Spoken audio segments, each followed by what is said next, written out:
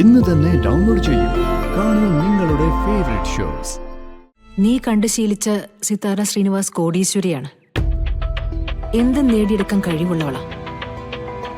പക്ഷേ ഒരു കാലത്ത് നിറമുള്ളൊരു സ്വപ്നം കൂടെ കാണാൻ പറ്റാത്തൊരവസ്ഥയുണ്ടായിരുന്നു എനിക്ക്. I am an orphan. ഞാൻ കച്ചവടം തുടങ്ങി കേട്ടോ. അറിഞ്ഞു കുറച്ചു നേരത്തെ ഗോപാലേട്ടൻ വിളിച്ചപ്പോ പറഞ്ഞിരുന്നു നീ അനുഗ്രഹം ചോദിച്ച് വിളിച്ചിരുന്നു. പിന്നെ അനുഗ്രഹം വാങ്ങാണ്ട് പറ്റുമോ? ഗോപാലമാമനല്ലേ ഇക്കാര്യത്തിൽ എന്റെ ഗുരു. എന്നിട്ട് കച്ചവടമൊക്കെ എങ്ങനെ പോകുന്നു? കുഴപ്പമില്ല, എല്ലാവരും ടിക്കറ്റൊക്കെ എടുക്കുന്നുണ്ട്. കൂടെ കച്ചവടം ചെയ്തുകൊണ്ടിരുന്ന ആള് പോയ പിന്നെ ഗോപാലേട്ടൻ വലിയ വിഷമത്തില. അതെങ്ങനെയാ? എവിടെ ഇറങ്ങിയാലും കൃഷ്ണമോളെ തിരക്കാനേ ആൾക്കാർക്ക് സമയമുള്ളൂ. ഗോപാലമാമന്റെ കൂടെ ലോട്ടറിയും കൊണ്ട് നടക്കുന്നതേ എനിക്ക് രസമായിരുന്നു സുനിതേച്ചി. ഗോപാലമാമൻ അങ്ങനെയായിരുന്നില്ലേ എന്നെ സ്നേഹിച്ച് കൂടെ കൊണ്ടുനടന്നിരുന്നേ. ആ ഇനിയും നമ്മള് ചുറ്റിക്കറങ്ങി ഒന്നിച്ചൊക്കെ ആവുന്നേ. ഞാനും കഴിഞ്ഞ ദിവസം പറഞ്ഞു ഗോപാലേട്ടനോട്. പറയാൻ പറ്റില്ലല്ലോ, ചെലപ്പോ ഞങ്ങൾക്ക് നാട് വിടേണ്ടി വന്നാലോ. അയ്യോ സുനന്ദേച്ചി അങ്ങനെയൊന്നും പറയല്ലേ കേട്ടോ. മോളിക്കുട്ടി എപ്പോഴും കാണാറില്ലേ? അത് സുനന്ദേച്ചി തന്നെയാ. എന്റെ അമ്മയുടെ പുറകിന്ന് മാറില്ല. പാവം പണിക്ക് പോയിട്ട് ഇടയിൽ എപ്പ സമയം കിട്ടിയാലും ഞങ്ങളുടെ അടുത്തേക്ക് ഓടി വന്ന് വിശേഷങ്ങളൊക്കെ ചോദിക്കും. മുറുകെ പിടിച്ചോ, അവള് ആളൊരു പുലിയാ. അറിയാം. ആ പിന്നെ സുനന്ദേച്ചി, ഇന്ന് കച്ചവടം തുടങ്ങിയപ്പോഴേ ചെറിയൊരു പ്രശ്നത്തിലൂടെയായിരുന്നു തുടക്കം കേട്ടോ. എന്തു പറ്റി? ഓ അത് ഈ നാട്ടിലൊരു കുഴപ്പക്കാരനുണ്ട്. അയാളുടെ വക ഒരു പ്രശ്നം. അയാളെ ഈ നാട്ടിലെ എല്ലാവർക്കും പേടിയാ. സെൽവിൻ എന്ന അയാളുടെ പേര്. ഭരത്തന്മാര് കച്ചവടം ഒന്നും ചെയ്യണ്ടെന്നൊക്കെ പറഞ്ഞ് അയാള് തടയാൻ വന്നപ്പോ അനിയൻ സാറെന്ന് പറഞ്ഞൊരാളാ വന്നിറങ്ങിയ. അതാരാ? അത് ഈ നാട്ടുകാരുടെ ഒരു ദൈവം. അങ്ങനത്തെ ഒരു വലിയ ആളാ. അനിയൻ സാറ് ജയിലിലായിരുന്നു. നാട്ടുകാരുടെ ദൈവം എന്നൊക്കെ പറഞ്ഞിട്ട് ദൈവം പോയി ജയിലിൽ കിടക്കുവാണോ? അതിന്റെ പിന്നിലൊക്കെ ഒരുപാട് കഥകളുണ്ട്. എല്ലാവർക്കും എന്ത് ജീവനാണെന്നറിയോ? അനിയൻ സാറ് എന്നെ രക്ഷിച്ചത്. എവിടെ ചെന്നാലും നിങ്ങളെ നോക്കാനും സംരക്ഷിക്കാനും ഒക്കെ ആരെങ്കിലും ഒക്കെ ഉണ്ടാവും മോളെ. ദൈവം കൂടെ ഉള്ളതിന്റെ ലക്ഷണങ്ങൾ അതൊക്കെ. സുനന്ദേച്ചി ജോലിയിലാണോ?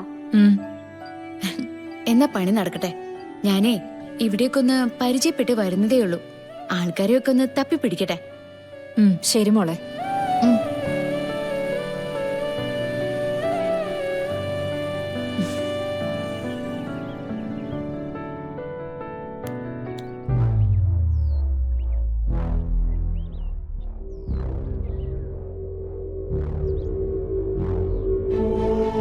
മമ്മിക്ക് ഇപ്പോഴെങ്കിലും എന്നെ വിശ്വാസമായോ? എന്നെ നാഗങ്ങളെ പിന്തുടരുന്നുണ്ടെന്നല്ലേ ആ ജോത്സ്യം പറഞ്ഞത്? നാഗദൈവങ്ങളുടെ അനുഗ്രഹങ്ങൾ മുഴുവൻ അവൾക്കാ കിട്ടിയിരിക്കുന്ന ആ കൃഷ്ണയ്ക്ക്. എന്റെ ഭാഗ്യ അതിലൂടെ അവള് തട്ടിയെടുത്തിരിക്കുന്ന. അവളുടെ അമ്മ മമ്മിയെ ചതിച്ചിട്ടും മമ്മിക്ക് ഇപ്പോഴും അവളുടെ സ്നേഹവും അനുകമ്പയൊക്കെ ആണല്ലോ. ശാപം വീണ സ്വന്തം മോളെ മാറ്റി നിർത്തി അനുഗ്രഹം കിട്ടിയ അവളെ നവീനുമായിട്ട് കൂട്ടിച്ചേർക്കണമെങ്കിലേ മമ്മി അത് ചെയ്തോ. എനിക്ക് കുഴപ്പമൊന്നുമില്ല. മോളെ, എന്റെ ജീവിതത്തിലെ പല കാര്യങ്ങളും നീ ചോദിച്ചിട്ടുണ്ട്. അതിനൊന്നും ഞാൻ വ്യക്തമായി ഉത്തരം പറഞ്ഞിട്ടില്ല. പക്ഷേ ഇനി കാര്യങ്ങൾ നീ അറിഞ്ഞേ പറ്റൂ. മമ്മി, നീ കണ്ടു ശീലിച്ച സിതാര ശ്രീനിവാസ് കോടീശ്വരിയാണ്. എന്തും നേടിയെടുക്കാൻ കഴിവുള്ളവളാ. പക്ഷേ ഒരു കാലത്ത് നിറമുള്ളൊരു സ്വപ്നം കൂടെ കാണാൻ പറ്റാത്തൊരവസ്ഥയുണ്ടായിരുന്നു എനിക്ക്. I am an orphan. Yes. അനാഥാലയത്തിലെ ബാല്യം, സ്വപ്നങ്ങളില്ലാത്ത കൗമാരം. കാലത്തിന്റെ ഒഴുക്കിൽ അതൊക്കെ അങ്ങ് കടന്നുപോയി. പക്ഷേ ശ്രീനിവാസ് എന്ന വലിയൊരാളെ വിവാഹം കഴിച്ചതോടെ പേരിനൊപ്പം ശ്രീനിവാസ് എന്ന് കൂട്ടിച്ചേർത്തു. അന്നുവരെ നഷ്ടപ്പെട്ട സ്വപ്നങ്ങളൊക്കെ കൈയെത്തി പിടിച്ചൊരു ജീവിതം.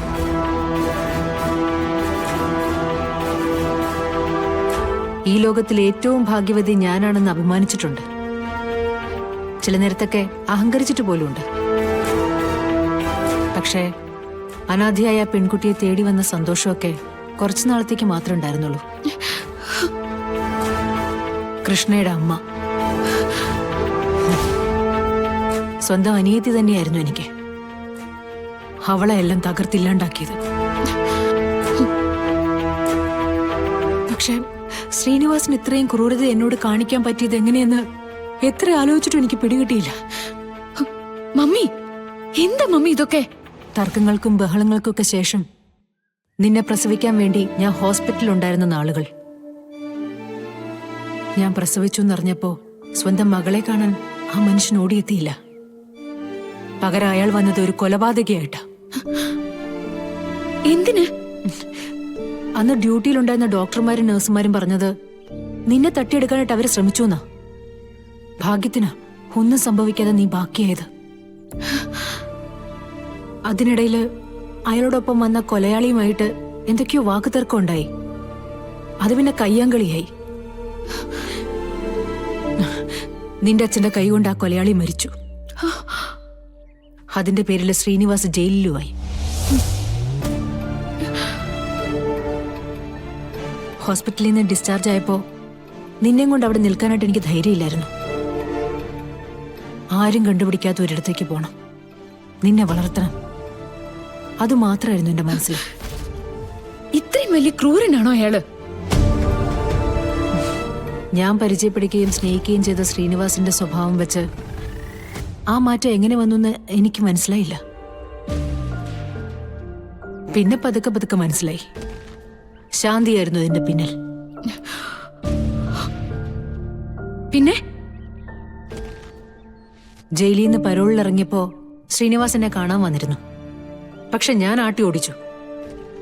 അയാളോ അയാളുടെ ആളുകളോ നിന്നെ ഇല്ലായ്മ ചെയ്യാതിരിക്കാൻ വേണ്ടിയിട്ട് നീ അയാളുടെ മകളല്ല, മറ്റൊരാളിൽ ജനിച്ച കുഞ്ഞാണെന്ന് ഞാൻ കാണാൻ പറഞ്ഞു. അവിടം തൊട്ട് മമ്മി ഒറ്റയ്ക്ക് പടവെട്ടിയതാ നീ കണ്ടു ശീലിച്ച സമ്പത്തും നീ അഭിമാനിക്കുന്ന സിത്താര ശ്രീനിവാസ് എന്ന നിന്റെ മമ്മിയും. കഷ്ടപ്പെട്ട് പരീക്ഷിക്കപ്പെട്ട ഒരു കാലത്തിന്റെ അവസാനം ഉണ്ടായത് അപ്പോഴാ.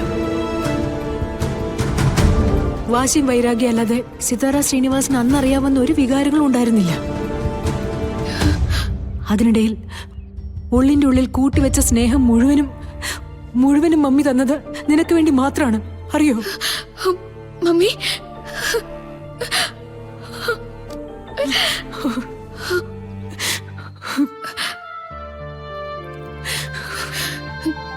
എനിക്കൊന്നും അറിയില്ലായിരുന്നു മമ്മി. ഇത്രയ്ക്ക് വേദനിക്കുന്ന ഒരു പാസ്റ്റ് എന്റെ മമ്മിക്ക് ഉണ്ടായിരുന്നെന്ന് എനിക്കറിയില്ലായിരുന്നു. മോളെ, മമ്മി ജീവിച്ചത് നിനക്ക് വേണ്ടിയാ. ജീവിതത്തില് നേട്ടത്തിന്റെ ഓരോ പടി കയറുമ്പോഴും ഞാനത് നേടിയെടുത്തു എന്ന് മമ്മി മനസ്സിൽ ഉറക്കെ പറയുമായിരുന്നു. നിന്റെ കാലം നടറിയ മമ്മിയുടെ നെഞ്ച് വേദനിക്കും. നിന്റെ ജീവിതത്തിൽ നീ തോറ്റുപോയാ സിത്താര ശ്രീനിവാസിന്റെ പിന്നൊരു ജയമില്ല. ഞാൻ അനുഭവിച്ച കൂട്ടി നിനക്ക് ഒരു ഗുണവും ഇല്ലാണ്ടാവും. നിന്റെ മമ്മിയുടെ അവസ്ഥ എന്റെ മോക്കുണ്ടാവരുത്.